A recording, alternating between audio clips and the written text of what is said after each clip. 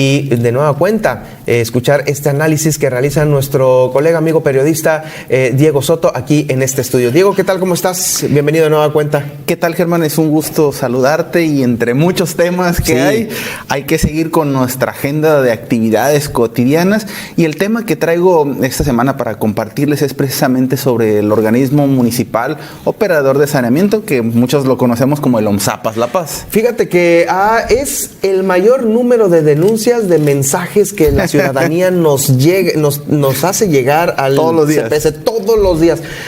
Colonias que cada vez se van sumando más colonias con nombres en donde, pues, ¿dónde está el agua? No cae, no hay recurso, no están funcionando las bombas, etcétera.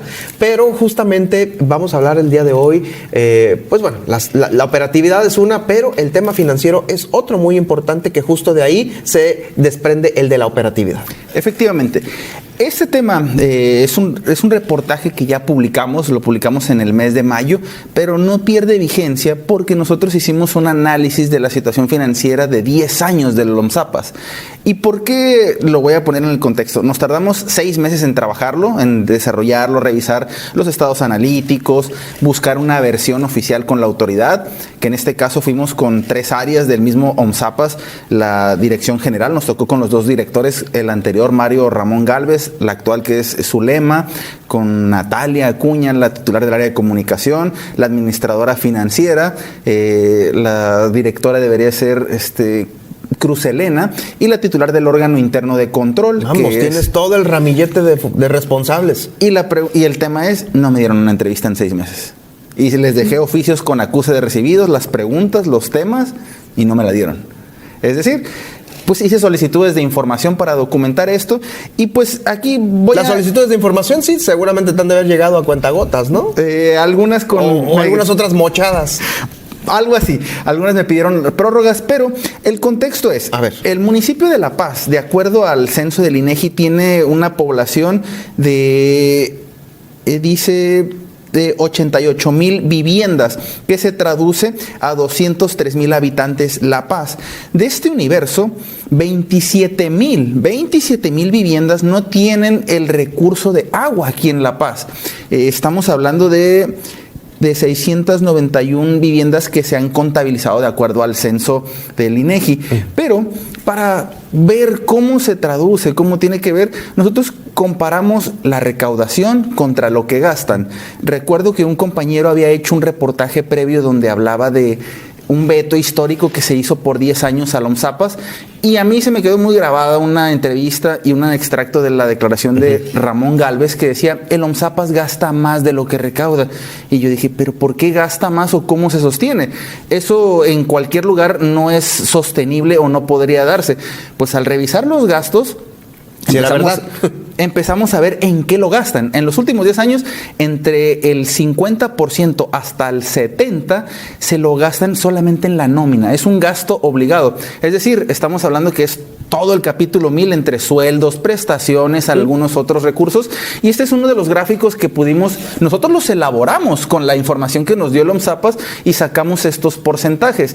Esto es el desglose de los 10 años, que son más de 450 y tantos millones de pesos. Pero, por ejemplo, servicios personales, haciendo este promedio en los 10 años, da el 52% de los egresos totales. Estamos hablando que menos del 7% se destina para la obra pública. ¿Cómo se traduce la obra pública? La planta potabilizadora, un cárcamo, una inversión. Es decir, en el gasto obligado no puede hacer más actividades el OMSAPAS porque forzosamente sus más de 700 trabajadores, en ese entonces nos dijeron que eran 704, están obligados a pagarles la nómina. Entonces esto nos llevó en automático a revisar, a decir, pues ¿cuánto les pagan? Pues ¿cuántos trabajadores son? Pues nos llevamos la sorpresa que al revisar los números, pues ha ido en aumento, por lo menos de los últimos 6 años, las últimas 2 administraciones en específico, ¿Qué ha ido en aumento? El número de trabajadores que ingresan a la OMSAPAS. Pero un dato muy curioso, después o al año próximo de elecciones, incrementa la nómina. Es decir, en 2003 hubo elecciones, en 2014 incrementa la nómina. En 2015 hubo elecciones, en 2016 incrementa la nómina. Esto podría deberse a una hipótesis de compromisos que se hacen en los procesos electorales. Pero, pues, es parte de los números. Lo que es muy interesante cuando empezamos a ver esta información y estos números es que las cuentas públicas de la OMSAPAS, por lo menos las últimas dos del ejercicio 2021 y 2022, no han sido aprobadas. Las ha rechazado el Congreso y ha dicho que tienen números porque no han solventado los egresos o porque los números no son muy claros. Revisé una de las cuentas públicas del ejercicio 2022 y me llevo un dato muy interesante. La Auditoría Superior del Estado le observaba que en su autoliquidación de uno de los directores de la OMSAPAS, se había liquidado con más de 200,000 pesos como un bono extra. Mira, pues. Y no es algo que yo lo diga, no es algo que yo lo señale, lo señala una auditoría y viene plasmado. Entonces empiezas a ver este tipo de datos y te empiezan a orientar y a guiar a decir, oye, pues el servicio que nosotros tenemos, ¿por qué es malo? Pues precisamente platicando con el Observatorio Ciudadano de Cómo Vamos la Paz con la doctora Alma Lidia Cota, quien es importante ponerlo en este contexto y en esta dimensión. El Observatorio Ciudadano de Cómo Vamos la Paz, ellos tienen un espacio en la Junta de Gobierno. La Junta de Gobierno es esta reunión de las autoridades entre la presidenta municipal, funcionarios municipales, quienes toman las decisiones de si se incrementa la tarifa, si hay un descuento, si hay algún aprovechamiento, pues ellos acuden, entonces tienen la información de primera mano.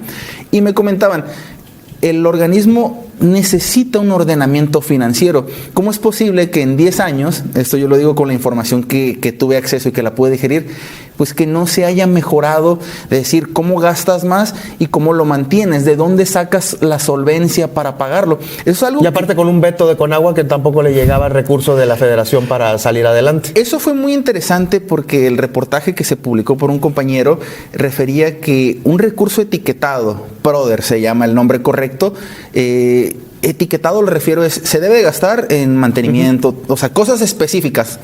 Pues se le solicitó al Congreso de aquí del Estado, y de hecho el reportaje publica eso, donde el gobernador actual, Víctor Castro, le solicita al Congreso que modifique el decreto para ese recurso usarlo para otra cosa. Es decir, desviar el recurso federal cuando el Congreso no tenía injerencia para hacerlo. Eso es un capítulo nada más de la OMSAPAS. Claro. Seguimos dándole. Nosotros en el desarrollo del reportaje acudimos a 5 colonias. De estas, Márquez de León, Ampliación Márquez de León, Granjas, Agua Escondida, Santa Fe. Y en cada una de las colonias o no reciben agua o lo reciben parcial, pero lo preocupante que a mí me llamó mucho la atención es que son dos temas, si te das cuenta. Una cosa es la cuestión financiera y otra cosa es el servicio que recibe la ciudadanía. Cuando ves el tema, la gente hemos normalizado, los derechohabientes o pues sí, quienes recibimos el servicio, a recibirlo por tandeo. Es decir, te metes a la página de la OMSAPA y hay un calendario que dice lunes, tandeo, miércoles, jueves o sábado.